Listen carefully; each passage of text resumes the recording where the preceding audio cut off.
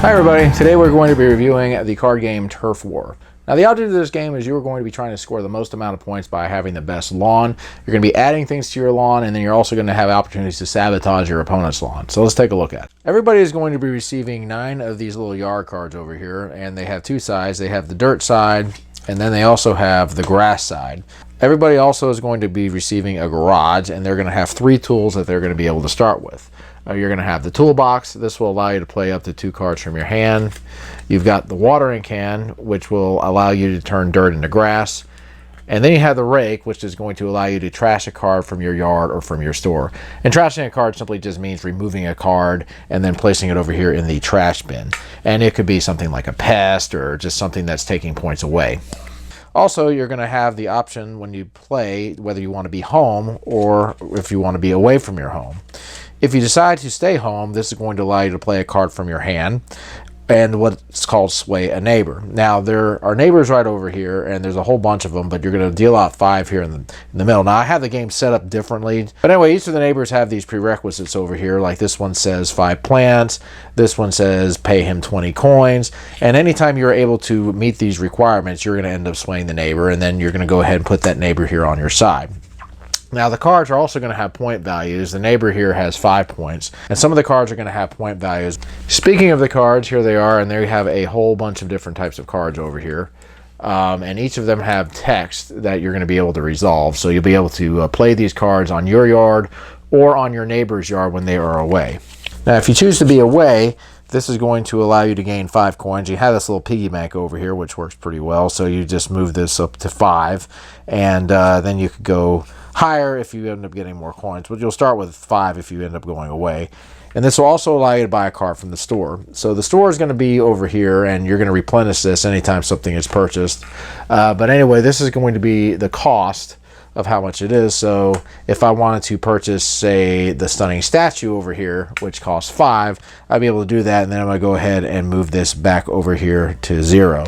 Now, the only thing with being away is if you're not home, your opponent is going to have a chance to play stuff onto your yard and try to sabotage it. They can even go into your garage and take things too with certain cards. So these are the different types of cards that are in the game. You've got your tools, you've got ornaments, you've got pests, you have features, and then you have plants.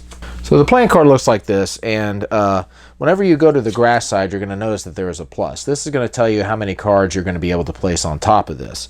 The plants are going to, a lot of the plants are going to have these added plus signs to it, so this will simply mean that you'll be able to play 2 more cards in this section of the lawn. So if I had something like this, later on I might be able to do something like this, and then maybe something like this, just to add over to the lawn, like so. With the ornaments, they say a lot of different things, but this particular one has a multiplier. This is going to add 1 point for every card that is in the row of these flamingos. So if I happen to, say, have the flamingo over here, any cards that I had here and any cards I have here will be worth a point or an extra point.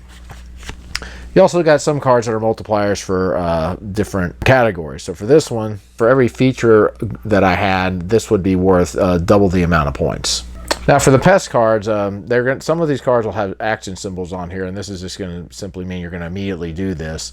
And also the nighttime symbol. This is going to be the last thing that you're going to do on your turn if you end up having a card like this. And then you've got the tools, and they're different tools, and again, this is going to just kind of tell you what you can do with it. And with the feature, this is going to allow you to do different things as well. So those are the 5 different types of cards. Okay, so to give you an example of how this game works, let's say it's my turn, and I decide, okay, I'm going to go ahead and go away. I'm going to go ahead and gain 5 coins, and this is going to allow me to buy something from the store. Now, the cards in the garage are going to be face down. So let's just say I decide I'm going to go ahead and get the stunning statue. I'm going to go ahead and place this face down here in my garage. I'm going to go ahead and bring this back down to 0. So that would be the end of my turn. So let's say my opponent decided he was going to go ahead and stay home. He's going to first draw the cards that are in his garage, and let's just say he decides he's going to go ahead and play the watering can. So he'll go ahead and play the watering can, and he'll turn up one of these, and you'll see that there is grass there now. So that will go ahead and end his turn out. Now, he'll also be able to sway a neighbor, but right now he does not have any kind of ornaments or anything that would sway anybody. So in this case, it's going to go ahead and end his turn, and he'll go ahead and put the cards back here in the garage. So let's go say it goes back to me. I just say, okay, I'm going to go ahead and go home. I'll draw both my cards. I'll go ahead and play the toolbox, which will allow me to play up to 2 cards in my hand. So I'll play the watering can, which will allow me to turn over one of these. And then I will go ahead and play the stunning statue, and I will go ahead and place it over there like that. So I've gone ahead and played my first card. So again, I can't sway anybody, so this is going to go ahead and end my turn. Okay, so let's say my opponent has taken his turn, and on his turn, he happened to go away. So on my turn, if I want to, and I have the cards, I can go ahead and do stuff and sabotage his yard. For example, I can go ahead and play something like a skunk on one of his yard things here. And this one says you cannot sway neighbors. Here's another one that says the crowbar. This would actually allow me to break into my opponent's garage and steal something that was in his garage. Whenever the opponent's turn comes again, if he wants to, he could play like something like a rake or whatever and then trash the card. So that's how the sabotaging works. Now let's say somewhere in the game I managed to get these 3 things over here. Since I have these 3, I will now be able to go ahead and take Amelia because that is her requirement, and I will go ahead and place her somewhere in front of me, and this is going to be worth 5 points. So anyway, the game is basically going to be going back and forth like this. You'll take a turn, your opponent will take a turn, you'll decide whether you want to be home or away. The game is going to go ahead and end once all 5 of the neighbors have been swayed, and everybody's going to go ahead and count up their points. These are going to mean the main points right over here, the values, and then you'll of course count up any of the multipliers, and you'll just add all those points up, and whoever has the most amount of points is going to win. And that, folks, is Turf War. So my final thoughts on Turf Wars. Well, I will say I love the theme of the game. I've never seen a game that involved lawn care.